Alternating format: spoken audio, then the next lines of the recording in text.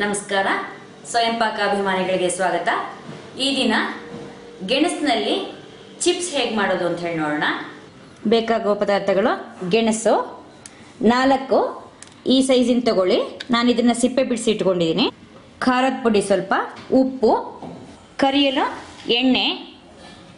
ಈ ಗೆಣಸನ್ನ ಸಿಪ್ಪೆ ತೆಗೆದಿಟ್ಕೊಂಡು ಈ ಸೈಜಿಗೆ ಅಂದ್ರೆ ತೆಳ್ಳಗೆ ಹೆಚ್ಕೋಬೇಕು. ನೀವು ಗೆಣಸು ತಗೋಬೇಕಾದ್ರೆ ಯಾವಾಗಲೂ ದಪ್ಪ ಇರುವಂಥ ಗೆಣಸನ್ನು ನೋಡಿ ತಗೊಳ್ಳಿ.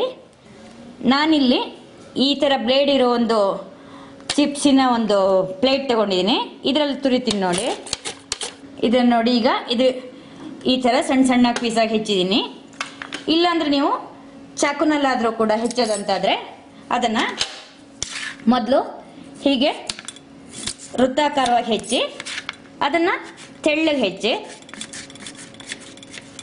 ಸ್ಟವ್ ಹಚ್ಚಿ ಒಂದು ಸಣ್ಣ ಬಾಣಲೆಯಲ್ಲಿ ಎಣ್ಣೆನ ಕಾಯ್ಲಿಕ್ಕಿಡಿ. ಈಗ ಎಣ್ಣೆ ಕಾದಿದೆ. ಇದಕ್ಕೆ ಈ ಗೆಣಸಿನ ಪೀಸಸ್ನ ಹಾಕೋಣ. ಇದನ್ನು ಮೀಡಿಯಮ್ ಊರಿನಲ್ಲೇ ಇಡಿ.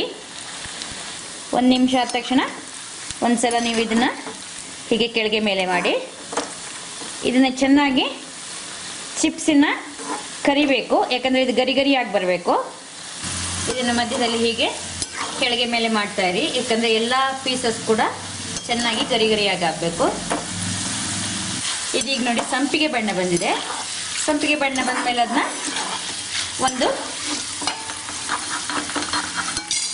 ಸೇವಿಗೆ ತೆಗೀರಿ. ಇದು ಈಗ ಕರೆದಿದ್ದಕ್ಕೆ ಸ್ವಲ್ಪ ಉಪ್ಪು ಹಾಗೂ ಖಾರ ಹಾಕಿ ಮಿಕ್ಸ್ ಮಾಡಿ. ಇಷ್ಟ ಆದರೆ ಗೆಣಸಿನ ಚಿಪ್ಸು ರೆಡಿ ಆಯಿತು. ಖಾರ ಬೇಡ ಅನ್ನೋರು ಬರೀ ಉಪ್ಪು ಹಾಕ್ಕೊಂಡ್ರೂ ಕೂಡ ತುಂಬ ಚೆನ್ನಾಗಿರುತ್ತೆ. ಅದೇ ಥರ ಉಳಿದ ಪೀಸನ್ನು ಕೂಡ ಕರೀರಿ.